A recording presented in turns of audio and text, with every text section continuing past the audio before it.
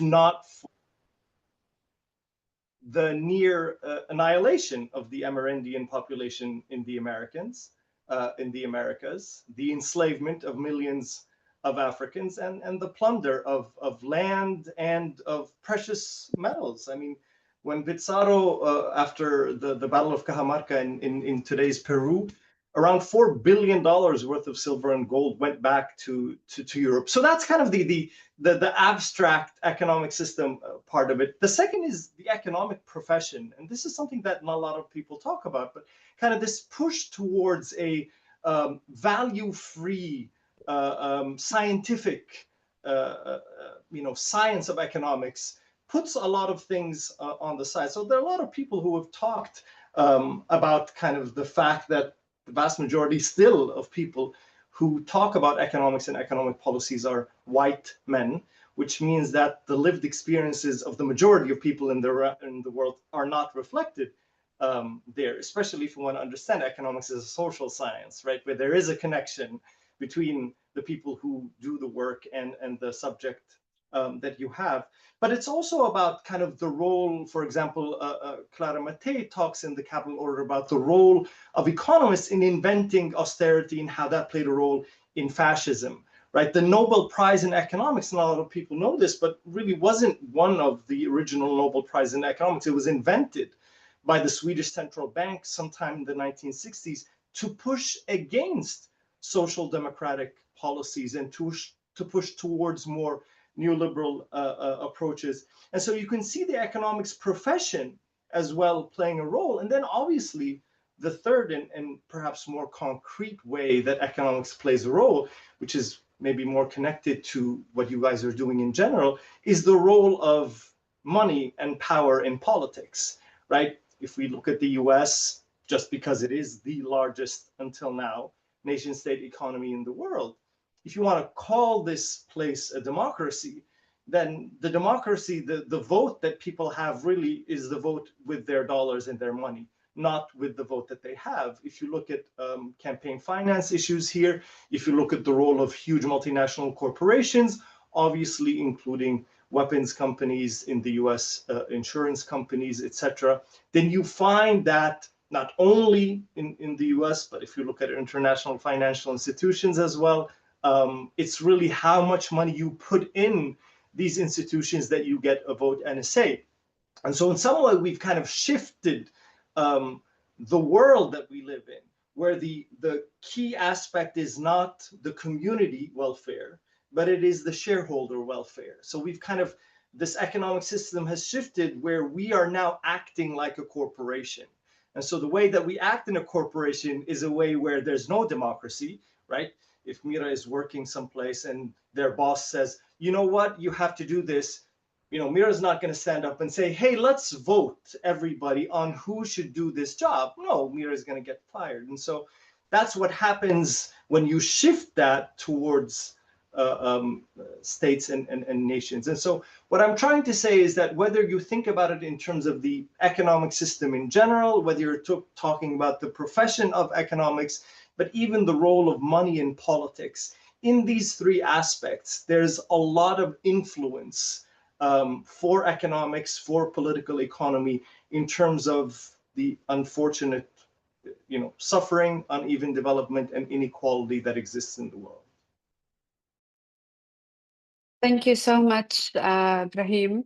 We're going to move to you, Mira, in a second. I just want to make sure that everyone knows that we started the recording, but it's only of this part of the conversation of the speakers' presentations, and it's going to be off during the Q&A section.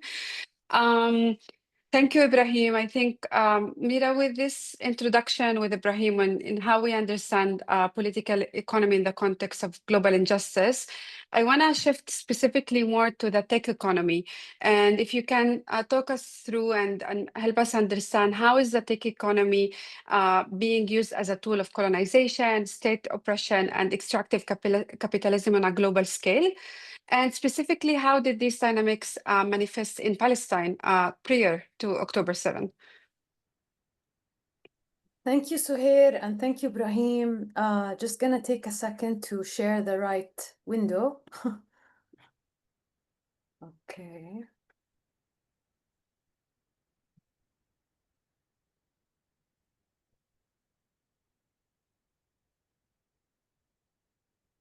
Can everyone see it okay? Okay, great. So actually, I wanted to take a step back and start with how we define technology. And this is because the way we think of technology today has been colonized to a large extent. When we think of tech today, we immediately think of shiny objects and smartphones and data centers. But these are digital technologies. Technology in general is simpler than that. It's the word is actually made up of the word techni, which means a way of making things, and logi, which is a body of knowledge. So I wanted to make the distinction clear that for our purposes today, we will be talking about digital technologies in particular and the way they've helped advance colonial projects, or in other words, what is often referred to as digital colonialism. So as Ibrahim grounded us in how capitalism and colonialism have classically worked through forced labor, enslavement, the appropriation of lands and resources of global South peoples. We still see these exploitative practices today, but colonialism has certainly evolved, and the rise of digital technologies have certainly shaped the ways in which they manifest. An illuminating example, I think, to show the shift between classic colonialism and how colonialism manifests today, the similarities and differences, is the Democratic Republic of Congo. In the late 1800s, Belgium colonized the Congo, and it was interested in the Congo's vast mineral and resource wealth. Specifically, at the time, it was the rubber wars, and many people actually call it rubber genocide. And I thought it would be interesting to mention to this group that at the time, King Leopold actually personally controlled the Congo through a private holding company that he disguised as an international scientific and philanthropic association. So not very different than what we see today. And yes, so the Congo's rubber and the rubber trade were the primary means for extracting the Congo's wealth, using the extractive methods we mentioned, including slave labor, mutilation, to basically meet the demands of the European rubber market. Millions were killed, and it wasn't until the 1960s that Congo got its independence. Will not dwell too much in the history here, but it's important to say that today, in the age of digitization, the genocide in the Congo continues, or takes a maybe different form, in the sense that it has shifted from an interest in rubber to an interest in copper and cobalt and other minerals that are essential for the production of smartphones, data centers, smartphone batteries in particular, and ballistic missiles. And so today, multinational companies are competing to control the mining industries in the Congo to secure their market needs through the same tactics of forced labor, child labor. In the Congo today, we've seen a record high level of sexual slavery and child labor. This chart represents or shows how the Congo has become a real battleground for this neo-colonial expansion. And the Congo's resources continue to be exploited, and the population continues to go through cycles of poverty and underdevelopment. Switching to Palestine, which has similarities but is also different, I'm gonna talk specifically about surveillance, because surveillance is a really good microcosm to show the marriage between tech and power and politics. as it has evolved drastically with the advent of digital technologies. Of course, when the Zionist project started, it used, from the very beginning, the political technologies used by the British, like mapping technologies, but I'm gonna skip to the early 2000s, which are more important for our discussion today.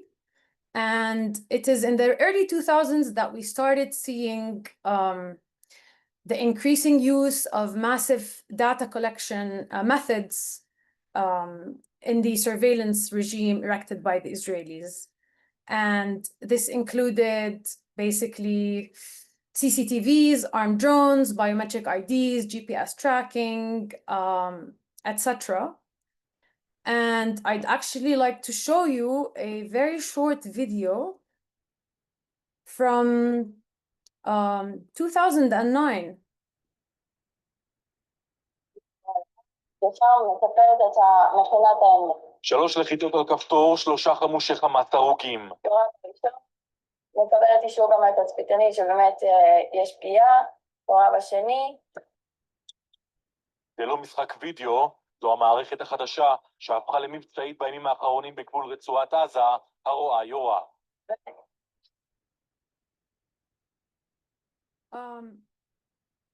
Yeah, so basically this shows us that from the early 2000s, Israel was trying to automate major parts of its surveillance regime.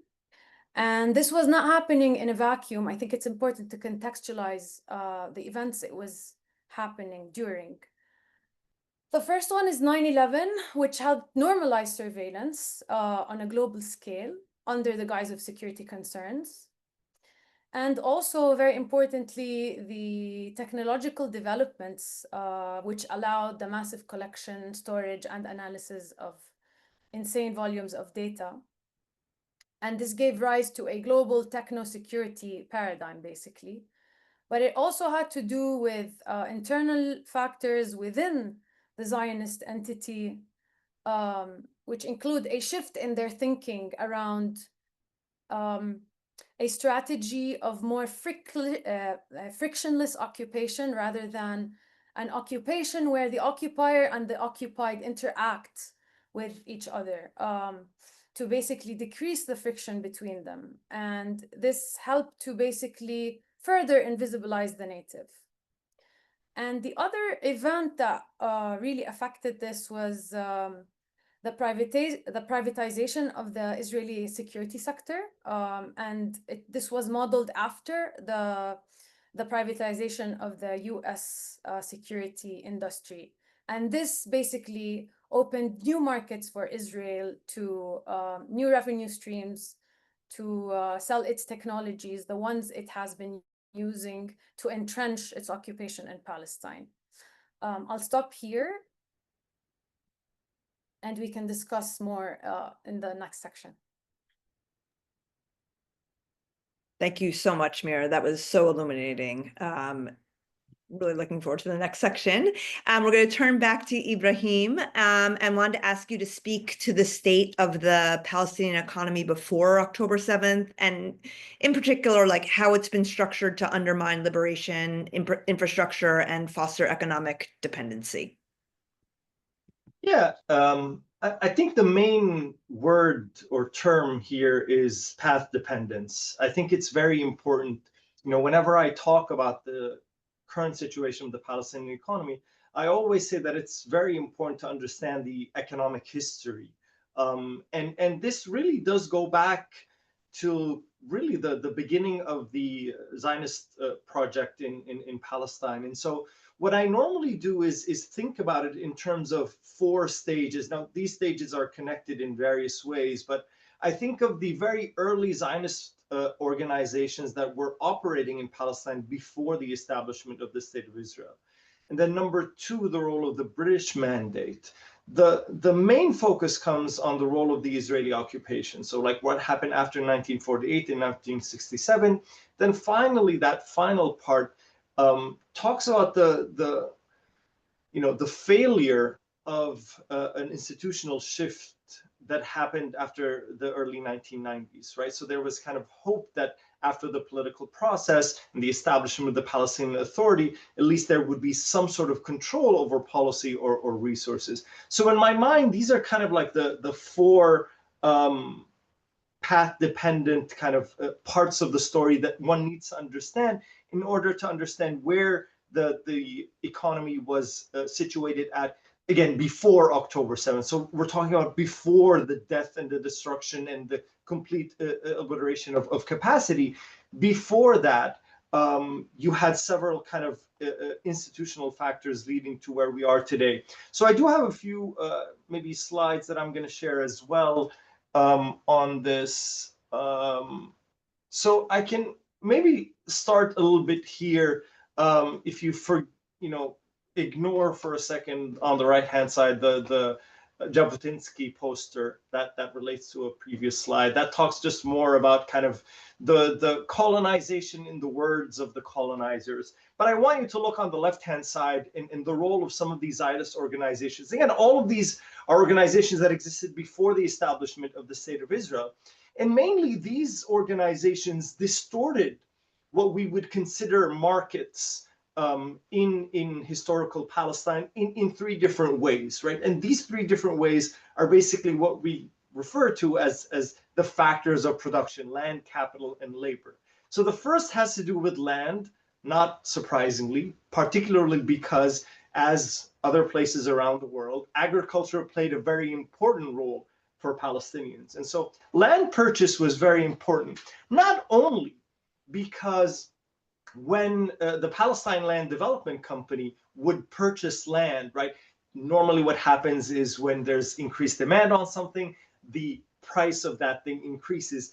But it effectively took land outside of the market, right? So this is very important. You're basically not only increasing demand for something, but you're limiting the supply of it, which means a very high increase in prices of land, which makes it more and more difficult for Palestinian peasants who are working on that land to be able to pay whichever taxes that they needed to pay. The second is capital preference. So if you see that on the screen, the Jewish Colonial Trust, again, though the wording very important, nobody's trying to hide anything here, right? So you had the influx of capital coming from all around the world, but there was very much a clear preference, right? You would not follow this capitalistic kind of put the capital where the profit is. You only go towards Jewish industries. And then finally, the labor market, right? And so these organizations, if you were part of the Histadrut, which is the Jewish union of labor, then you immediately have a job without necessarily needing to find a job. And so these distortions, again, early on in the early part of the 1900s, was already establishing some sort of kind of divided economy that you have.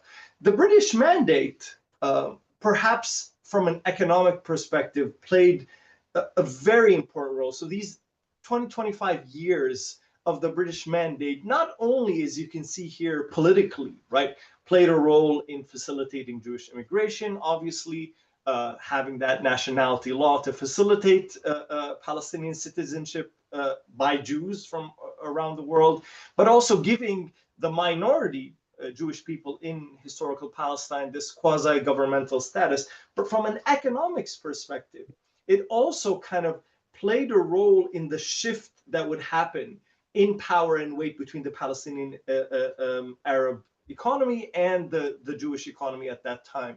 First was the type of agricultural taxes. So even though Palestinians paid taxes during the Ottoman Empire, the British Mandate decided to shift from taxes in kind to taxes in cash, which again, all of these things are making it more difficult for Palestinians who are working on that land to stay working on that land, and making it kind of easier for others to purchase that land. The economic concessions of the most important first projects in Palestine, the electricity company, the salt and the potash companies, and particularly the salt and potash, these are very important for some of the Arab industries that were existent at that time. But the decision of the British Mandate was to give those concessions only to Jewish industries. Then finally, tariffs and what we call open doors. This is really kind of, hold on a second, maybe to look more towards your face.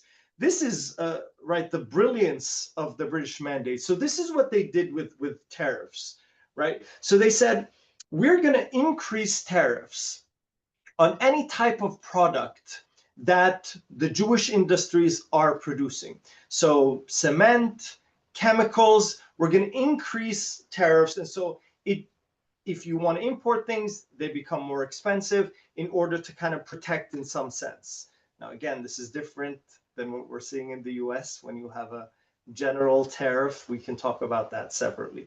But what then they decided to do is say, we're not going to have any tariffs on any goods that are produced by Palestinians, including agricultural goods or simple agro industry goods that Palestinians were producing, which meant that Palestinians would find it much more difficult to compete with other goods. So even before the establishment of the State of Israel in 1948, you kind of already had this path dependence and this shift. I'll go back to the slides in a sec just to show you.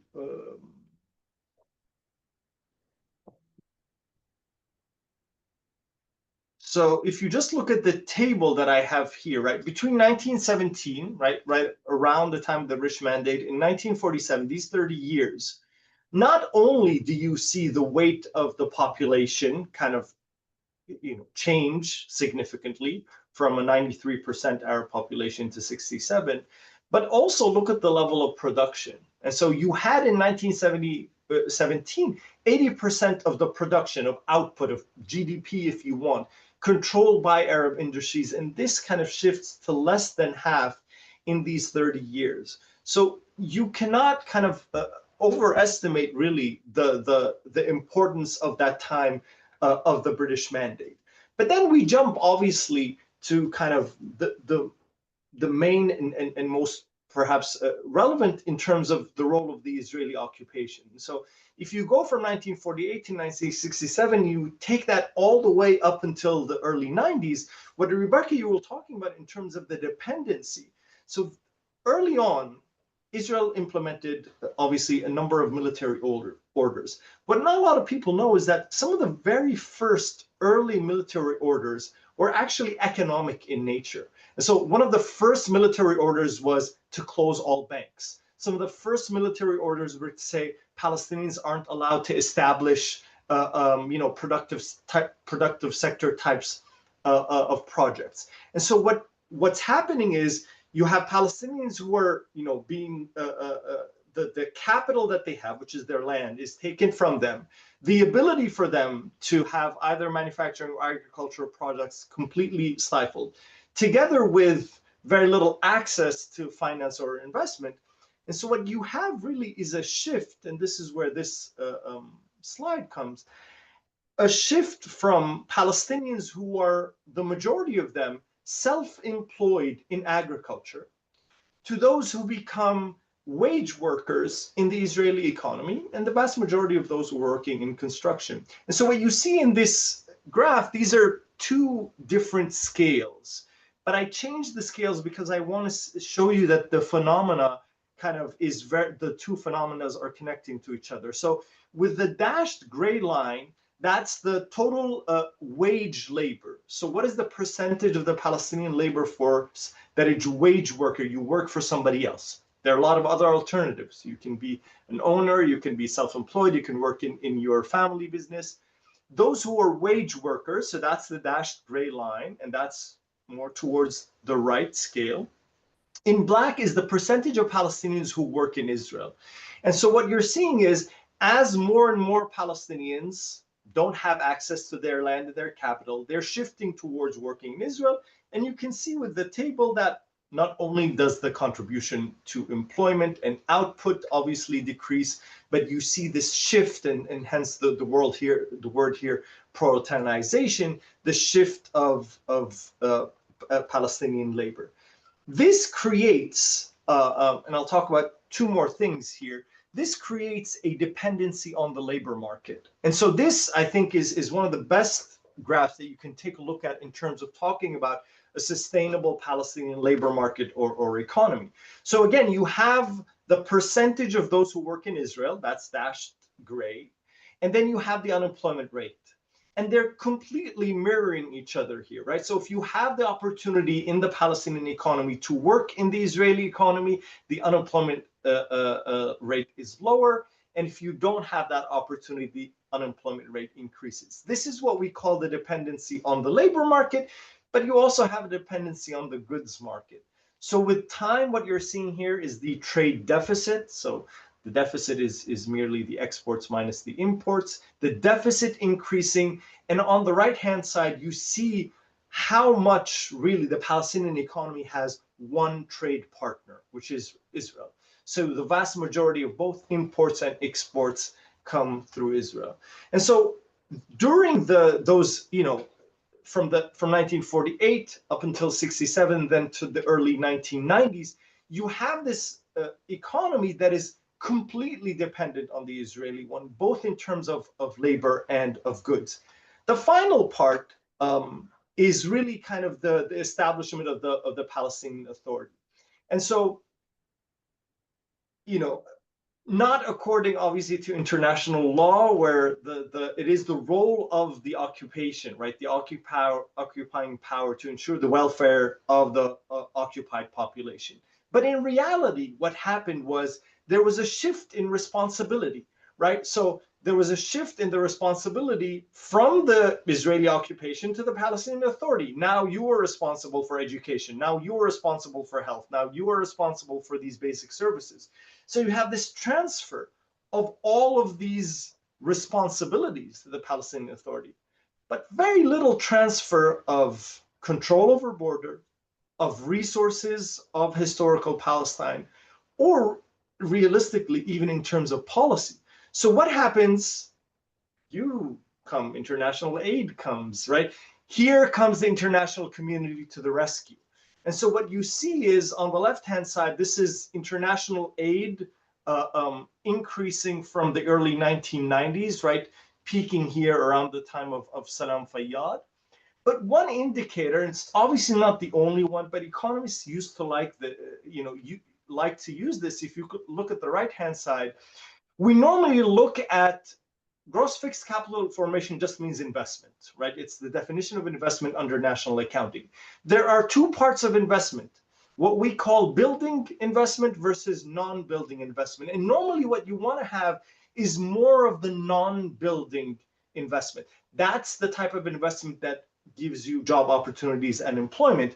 And what you see is during the 20-25 years of increased and decreased international aid, it's always less than 20 to 30%, perhaps a year or so is different, where you have the non-building investment. And so that international aid was not able to create the jobs that we wanted, looking again at that unemployment rate that we saw in the previous graph. And then finally, well, how do these Palestinians still buy stuff, right? So again, we're talking here before October. How does the economy still exist if Palestinians don't have jobs, if international aid is not creating jobs for them?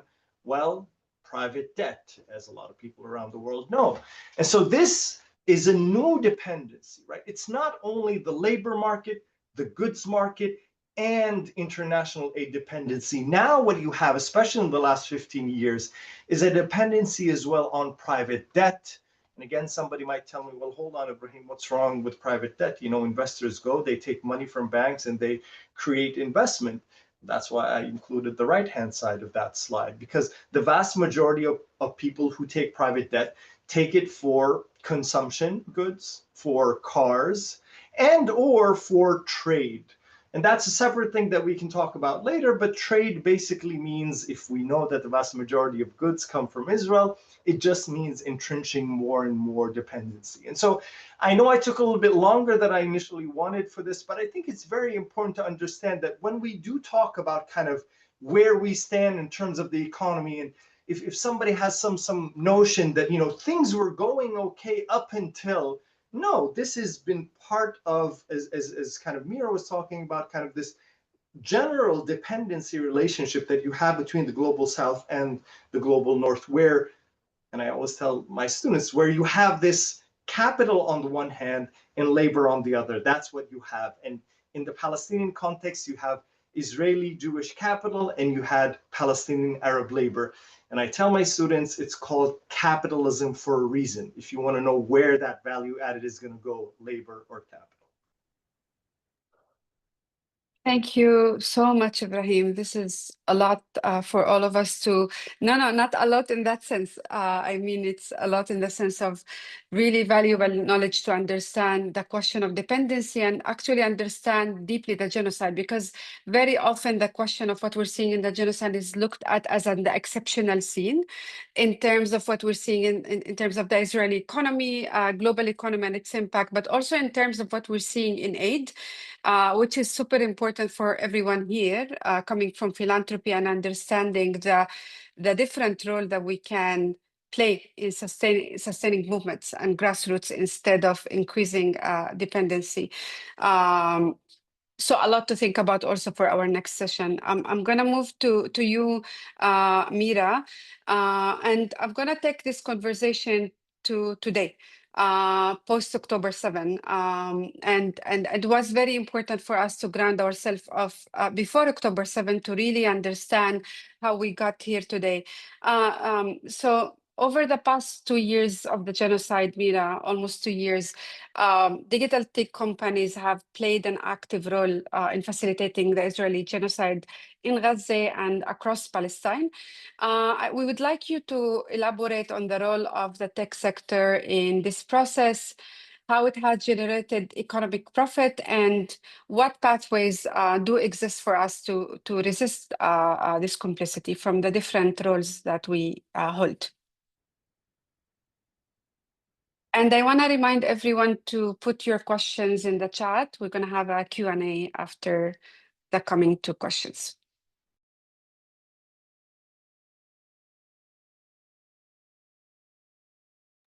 Mira, you're muted.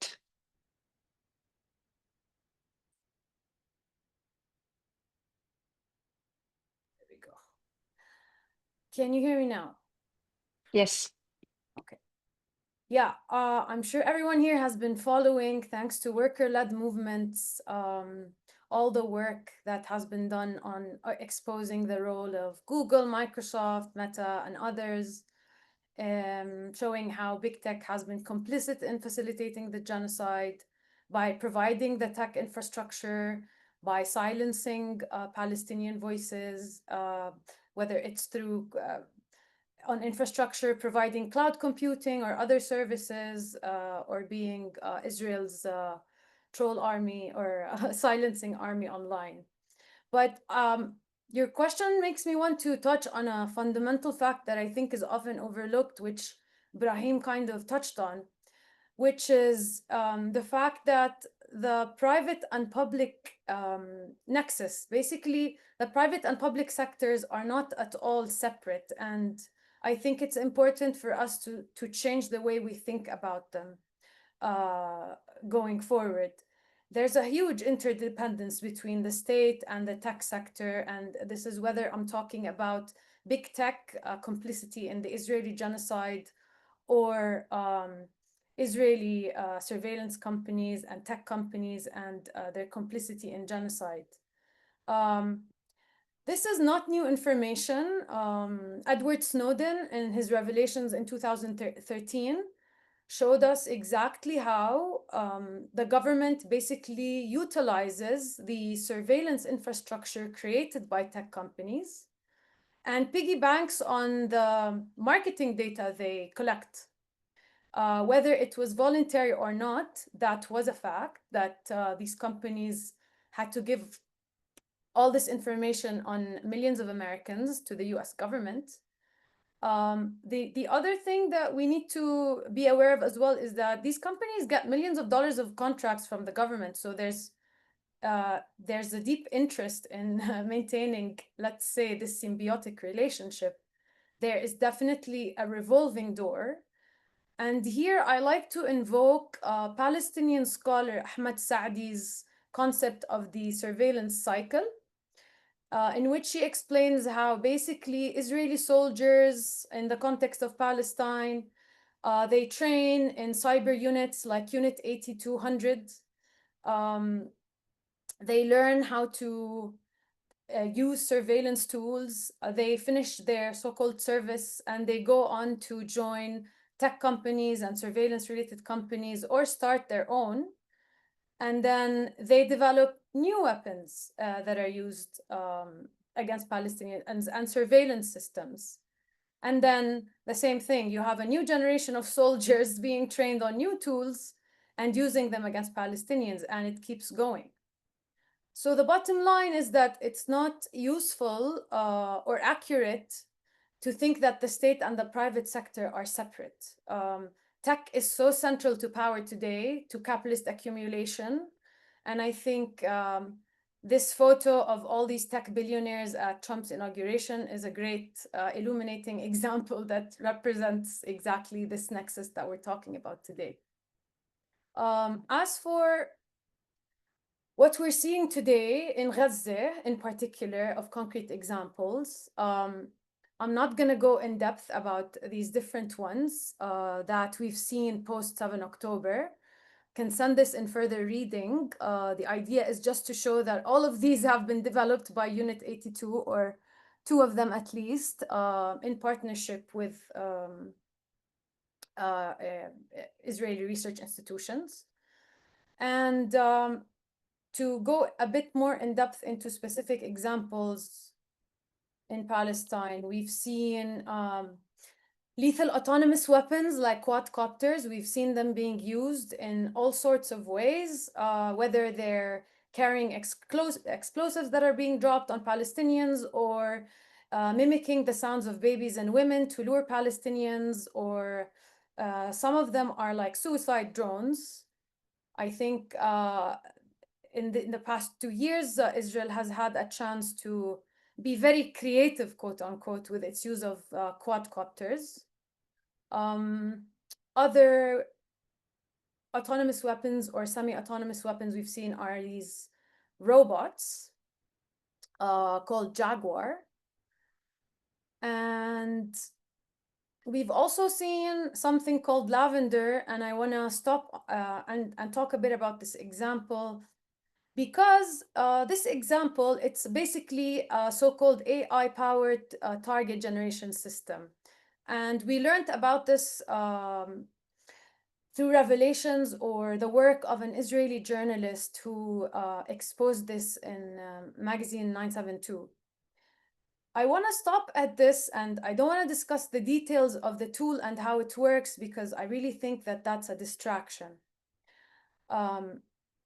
And the other point is that on that investigation, as you know, all the articles about the military operations of the Israeli army go through the military censor. So there's a big question about why the military censor allowed this journalist to publish about this dystopian but very real mass target generation system that is powered by AI. And the point I want to make here is that I think my analysis is that Israel is using this as a marketing opportunity, because AI in many respects is a marketing term. It's not necessarily scientific per se. And this has been very clear in many articles we saw about the use of all these innovative weapons that Israel is using. For example, we have this headline. Israel said that in 2021, it dubbed that its first AI-powered war or battle. This is another example that shows similar framing.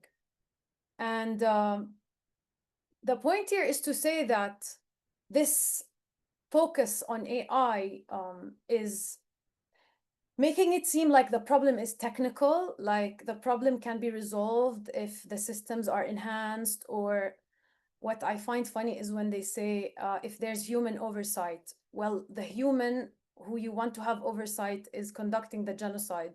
So here we lose this logic, and it kind of shows the discrepancy between how indigenous people view tech and surveillance and Western readings of surveillance. Western readings of surveillance focus on the erosion of civil liberties and regulation as a solution, and privacy, while the indigenous readings view this as a much larger problem that is political and economic. As for paths forward, I think we've seen incredible worker-led movements today.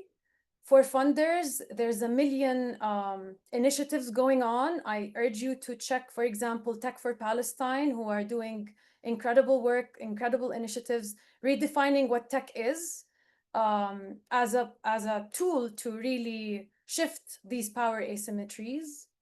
And there is a framework that exists in tech. It's open source. Of course, depends on the context it's being done in, but open source basically supports the idea that it is a community building tech and that everyone in the community can use this tech. So I think funders can find opportunities to support projects that are political and do not view technology as a far removed separate thing that needs regulation. And also for organizers and activists and all of us, we really need to use imagination as a tool of resistance, not as a luxury or as a means of self-indulgence, but because I guess this presentation really shows that the system cannot be fixed. The problem is the system. And so we really need to imagine, and imagination has been used as a tool, especially by feminists. Feminist imagination has been used. We need to imagine these new worlds and systems in order to build them. So yeah, imagination. Thank you, Mira. I'm amazed that you managed to bring me to a place where I actually felt hopeful at the end of that, because I felt that was very, very sobering to learn about the Jaguar robots. But I really, really appreciate the call to imagination and continuing to think about creative ways to respond. And I did just put the Tech for Palestine link into the chat.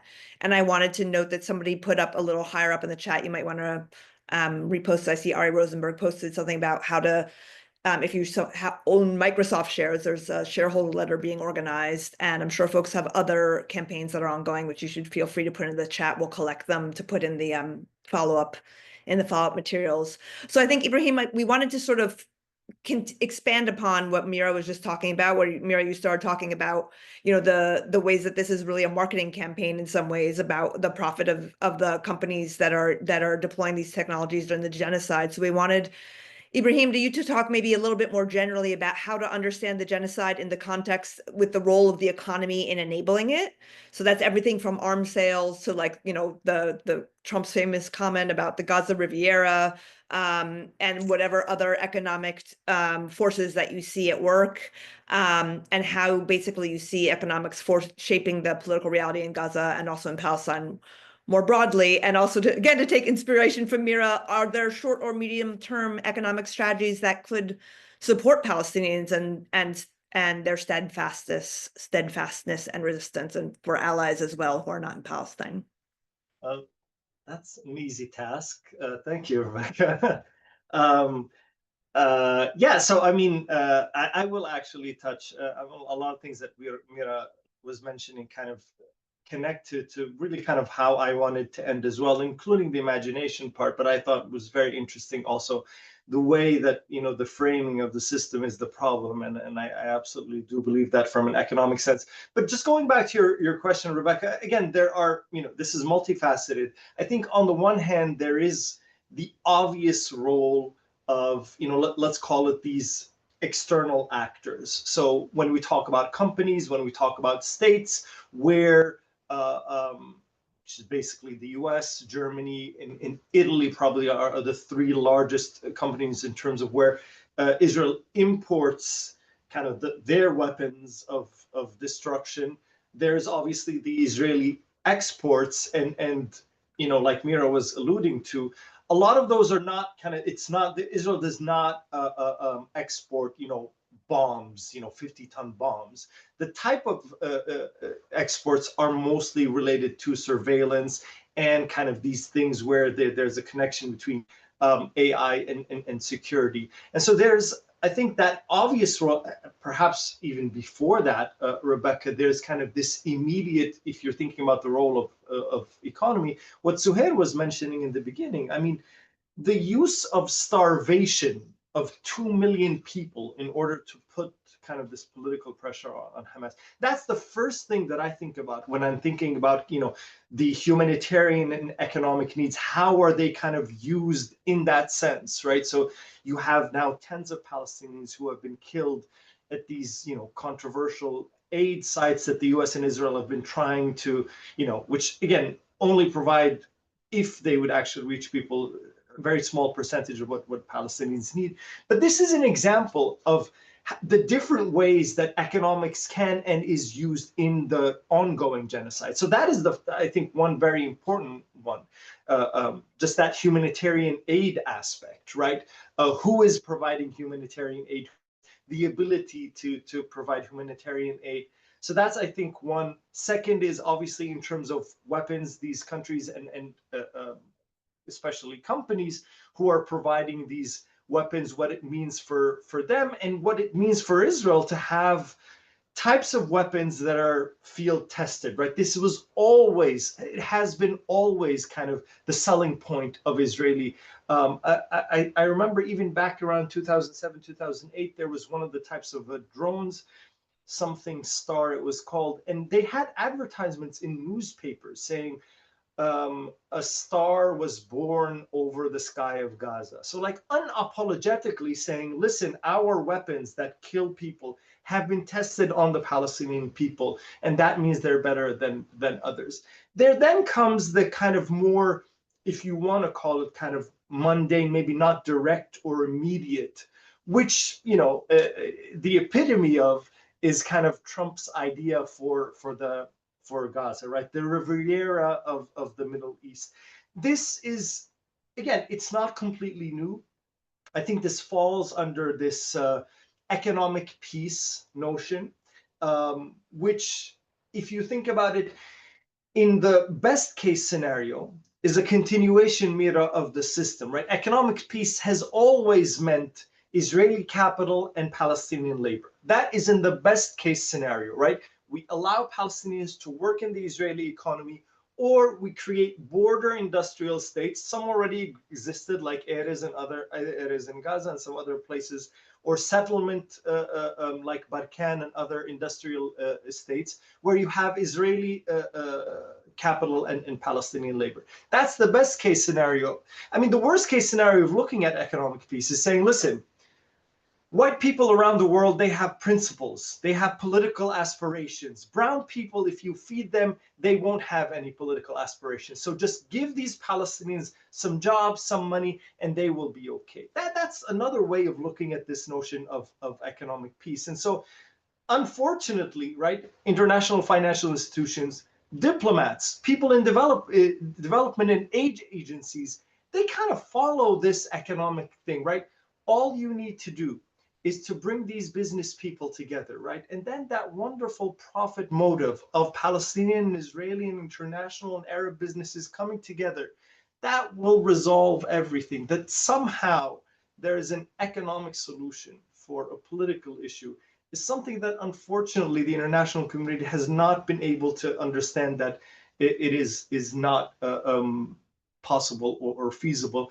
The last thing I want to mention, I definitely want to talk about more about all of these within the Q&A, but the last thing I want to mention specifically about this Trump, because I'm actually writing a paper of this, is, as you can see, I'm a self-hating economist. And so there's a lot that I have in kind of looking at the role of economics in this. What not a lot of people have been reporting on is that Trump's idea is actually an economics professor wrote a paper. I do not know how is. I really want to look into how this thing was published, because it's a horrible paper. I'm writing a paper about how horrible a paper is, but I do want to share. I mean, this should not be shared, but I will put in the chat the link for that paper. I think it showed right now, okay, so I'll just keep that there. But basically, what this right, and it's there's a There's an interview with The Economist kind of saying that in July, before Trump was elected, I shared this with them. This is where they got some of the ideas. And basically what it's saying, right, Rebecca, is that you will have investors. So obviously the initial plan, even though it doesn't say it directly in the paper, but later the author mentions it, he says we should completely destroy Gaza and rebuild it all over again, which obviously means the people need to go out. But the idea is that you would bring investors from around the world and they would have a 50-year lease. So they would have a lease on, sovereign, like on the Gaza Strip. And those investors would decide on education, would decide for some reason on like common law, right? Common law, only Israel has parts of common law. In the whole region, it's normally civil law. So you would have common law, tort law in this area. And then it would be, again, those investors who decide what will happen to the population of Gaza afterwards. And so the reason I mention this is because in the first 3 lines, if you actually go to that link, you will find it. In the first 3 lines, I want to read this. The reconstruction of Gaza after the latest war between Israel and Hamas creates an opportunity to approach the problem from a purely economic viewpoint. And so that's kind of, it's still, this is what people in the economics profession, when the international community believe that somehow you can do. In probably the most politicized place around the world, they still believe that thinking outside the box means that you divide the political and the economics, not understanding that that is what has led to the failure of years and years of plans and different international aid initiatives. So, look up that scathing paper that I'm going to write on Trump's plan soon, and I'll share it with you guys as well. But happy to talk about either any of these points or the points from before later. But again, maybe I wanted to end on the aspect of imagination. Economics has and can be used for evil. And again, Mira, like you mentioned, the system itself is that of those who own capital and those who don't. And so in the Palestinian context, this economic piece has been used, unfortunately, for evil. There are some alternatives, right? And even within this new paper that I'm thinking about, there are some short-term things that can be implemented. They need political willingness and they need financing. But if people have taken a look, the Egyptian plan, right? So this is not Trump's plan. The Egyptian plan already plans for like $50 to $60 billion of investment. So there is the possibility of financing some of these policies. One of them would be one version of a universal basic income, especially for the first 2 years, because there will be absolutely no ability to build capacity for types of jobs in the first. It will take years, as many people who have been working on the previous reconstruction understand in terms of the rubble and what exists right now in the Gaza Strip. Hopefully when this war ends, when this genocide ends, it will take many years. So some version of a universal basic income, but this should be coupled with the idea of a baby bond. So baby bonds are initial investments in anybody who was born. This is not some kind of general idea. A lot of different countries, including the state of Connecticut in the US where I live, right, the belly of the beast, in the den of capitalism, baby bonds are implemented. And so this is an idea where you would have a seed investment for people who are born, and then they would have some initial return on them, and then when they're 18 they can use it for either businesses, higher education, buying a house or an apartment or something, or even thinking about retirement. So this is kind of the second kind of short-termish.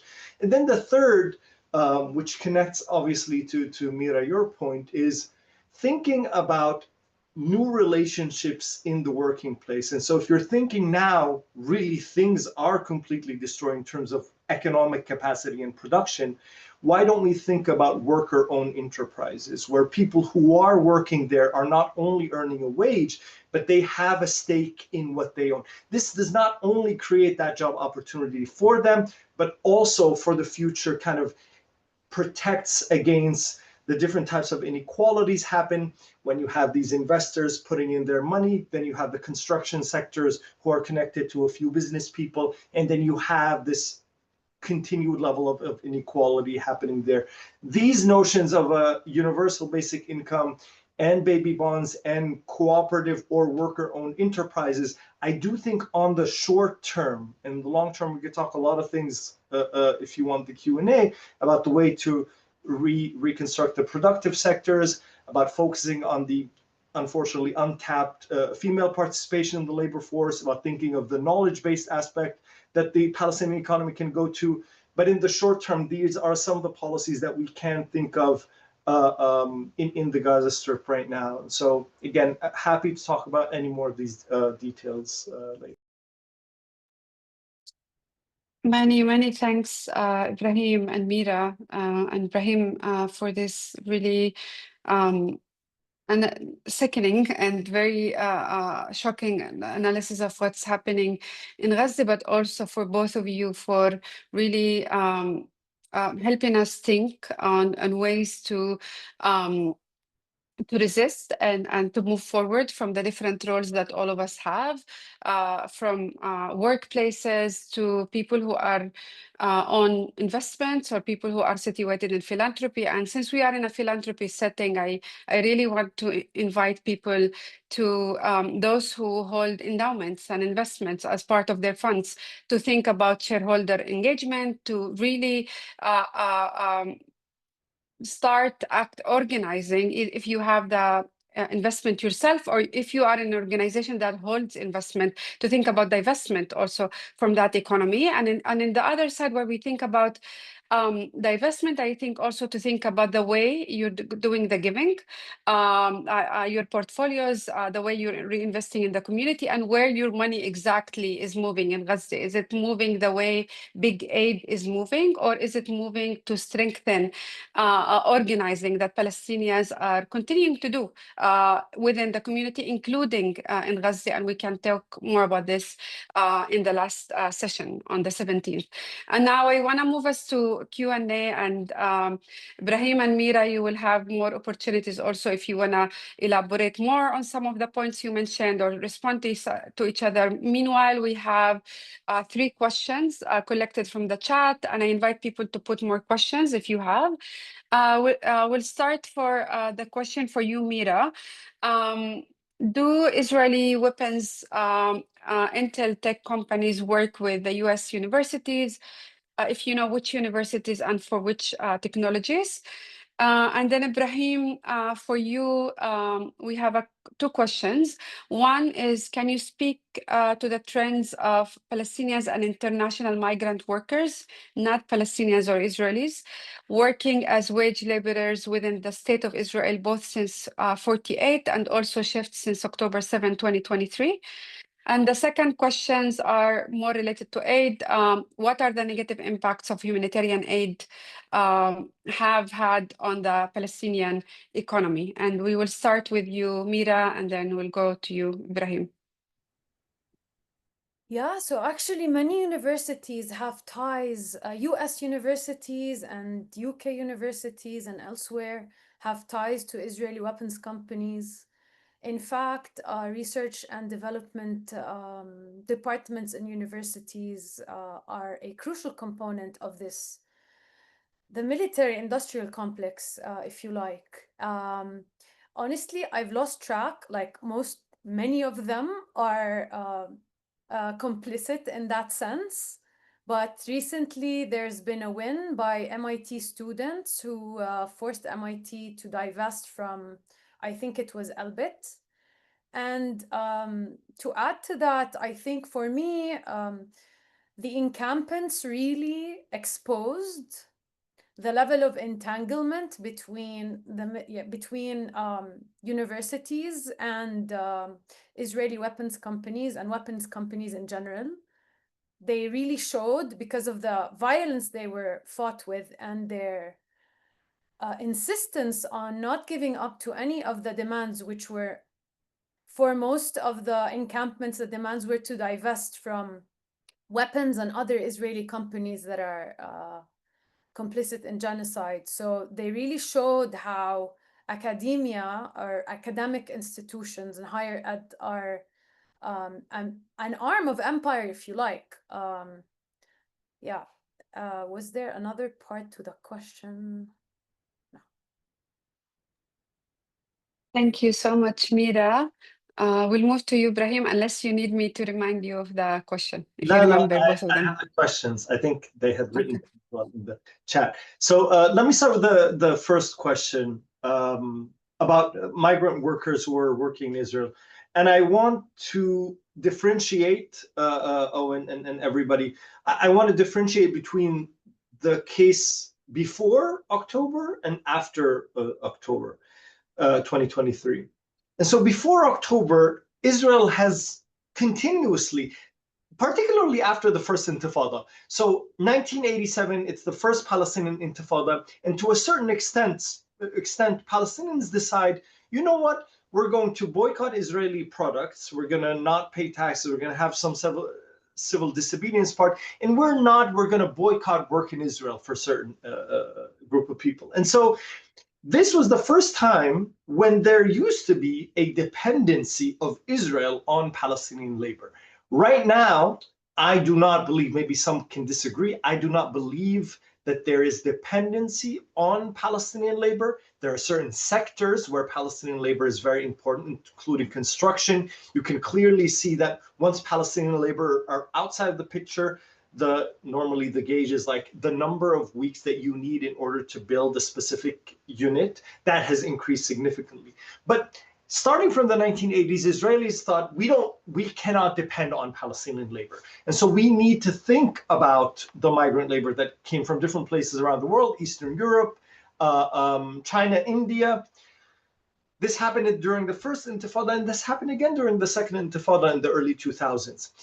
In all of those previous examples, they have failed, and they have failed for a variety of reasons. One main reason is that people who come there don't want to stay for a variety of reasons, including that Israel has always wanted to keep its kind of society homogenous. Like there's a lot of discussions about this. Palestinians are useful because they go and then they come back. You don't have to deal with them. You don't have to deal with them socially because when I have a permit to enter East Jerusalem or to enter Israel, right, it says you can stay up until 10 p.m., but you're not allowed to sleep there, right, when you go to work. And so what happens is Palestinians go and they come back. You don't need to pay for them in terms of services. They don't use what you have in the Israeli state over there, together with the fact that Palestinians,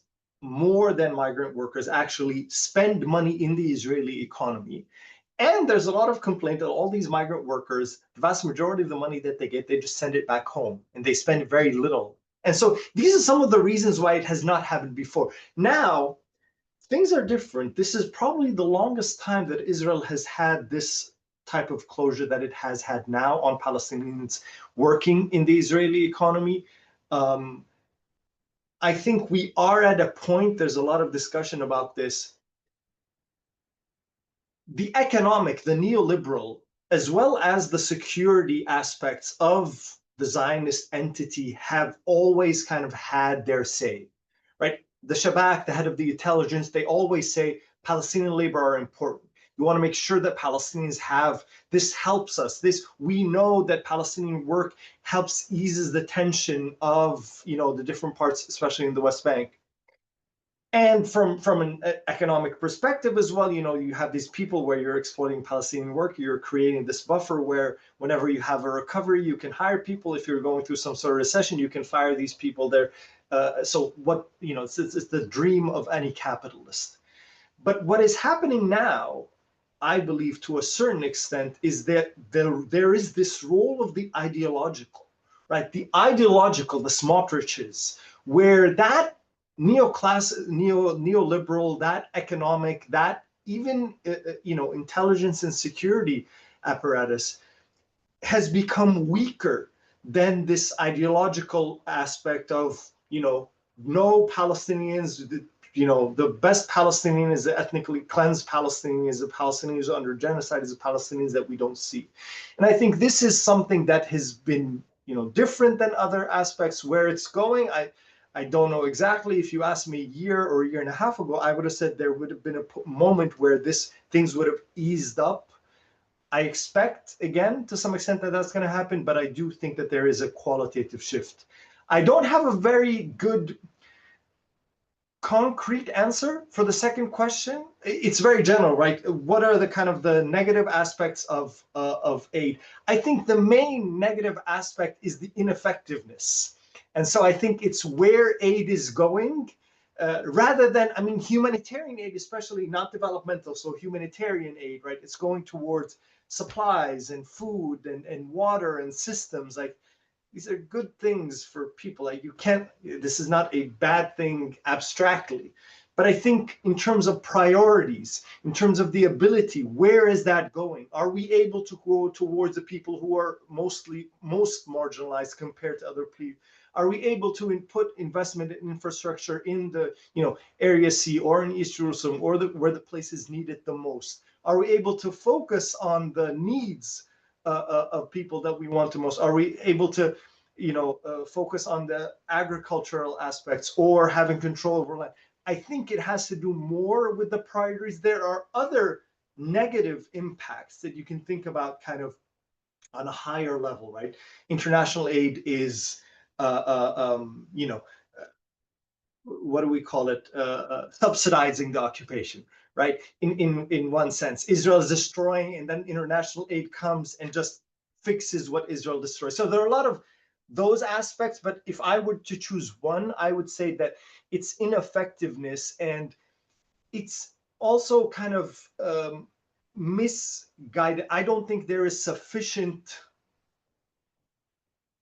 solicitation of guidance from local Palestinian knowledge-based resources, right? You normally have this on the high level rather than going to some of the organizations that are doing really good work in Palestine in terms of the economic and the developmental aspects and where those interventions can happen. Whether it's because they know that they cannot implement those, there's no political willingness, or it's because they are not seeking that guidance. I think those are some of the, sorry, that's a very long answer to the questions, but those are some of my thoughts. Thank you so much, Ibrahim. This is really helping us also to really think about our next session and how we actually can think about resourcing the movement in Palestine, both on local resources, also like to shift the way we understand resources and knowledge inside the community, and to think about the flow of resources with that logic. We have a final question, two questions, but we have 5 minutes left. So I don't know, it's going to be the impossible task for both of you. We will start with the first question for you both, which is, has the genocide enhanced Israel's centrality in the global web of militarism in terms of exports of Israeli weaponry to other countries? And the second question is specifically to you, Ibrahim. Can you talk a bit more about the situation of labor and work in Gaza, specifically prior to the genocide and also currently? Unfortunately, we have like less than 5 minutes for this. So maybe just to touch a little bit on it, I'm gonna bring you back to the spotlight, Mira. Whoever wants to start. Okay, I can go. It's a difficult question because it's not based on statistics, but from my reading, Israel's genocide has normalized every thinkable crime one can think of. And today we see a lot of regimes trying to get away with what Israel has gotten away with. So going with that logic, I think, and with fascism rising globally, it's always been fascistic, but it's becoming very glaring, let's say. I would assume that, yes, a lot of oppressive governments would want to get their hands on weapons produced by Israel. Yeah, this is the short answer. Just for the first part, I think yes, but right? So yes, I agree with everything that Mira said. The optimistic but is, if you look at, Spain calling for an arms embargo, right? I mean, a major European country calling for something like that. I think it is the extent, I mean, it's unfortunately we have to say this, the extent of the genocide has been pushing some people who have been, some of the closest allies of Israel to call for an arms embargo, and kind of, you clearly see on the public level, on the media level, right, aside from maybe the US and a few spokespeople, like, you definitely see that that shift. So that might play a role on the other hand. In terms of the second question, I think 2 points. I'm going to do them in 1 minute and a half, so that I promise. 2 points on the situation in Gaza before. First of all, a lot of the employment had to do with, let's call them public institutions. So whether that means that you received money from the Palestinian Authority, whether you were working or not in the public sector in Gaza, or you were working through Hamas's government and you were also paid there. So there was a lot of employment opportunities coming from that, which means much less from the private sector, right? So there's more in terms of this reliance on Hamas or the PA, or some of the very small international kind of community projects that were operating in Gaza. The second thing that I want to mention is that, in fact, before October 7th, and this is why I'm saying the ideological now has some sort of kind of triumphed over the economic. Before October 7th, Israel had, for the very first time since 2007, started to employ Palestinians from the Gaza Strip in Israel. This had not happened since 2007. And this was part, my colleagues Walid Habbas and Asma Quzmar at MAS, in the Palestine Research Institute Policy in Ramallah, have written extensively about this. But this was part of a new phase where actually Israel was trying to integrate the Palestinian labor with Israeli labor. Now, again, you have this kind of structural break in October, but I think there was a kind of, for a year or so, kind of this new wave towards actually hiring some of the people who are from Gaza, again, for a variety of reasons. Some of them might be security, some of them, there are a lot of different reasons for that. But that was the situation before October 7th. شو سهير هي 29 خلص. Wow, right on time. Amazing. I don't know how you did it. Thank you both so much. Really, we're very grateful to the wisdom and knowledge that you shared with us today.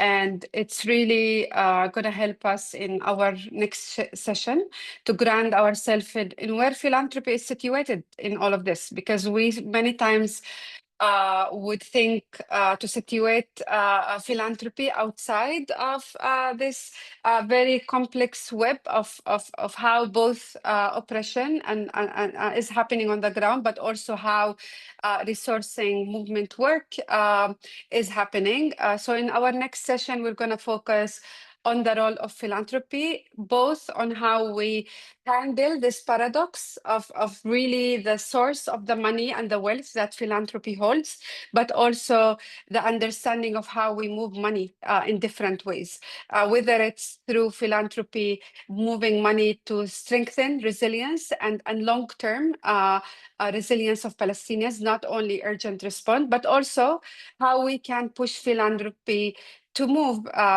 from this paradigm of dependency to invest on the longer infrastructure and movement in Palestine, which also a lesson for other movements globally in the global context. Thank you both so much. I'm going to post in the chat the link for the registration for our next session, and I'll ask everyone to pass it on. And Mira and Ibrahim, I'm sure you're seeing all the appreciation and love and in the chat. Thank you, everyone, and see you in June 17th, 7 Palestine time, 12 Eastern time. Thank you. Thank you. Bye-bye, Thank you guys. for having us. Thank you for joining.